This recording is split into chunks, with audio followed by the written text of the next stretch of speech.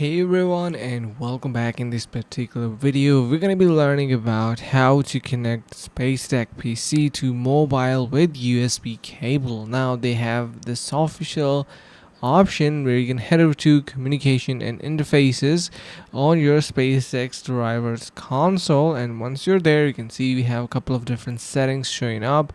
We need to head over to the communication interfaces on the right side over here and make sure that this is checked, and if it is, you are going to be making sure that you connect your USB cable and it will be connected with your Spacedesk PC to mobile via USB cable. So this is really simple. You can transfer files.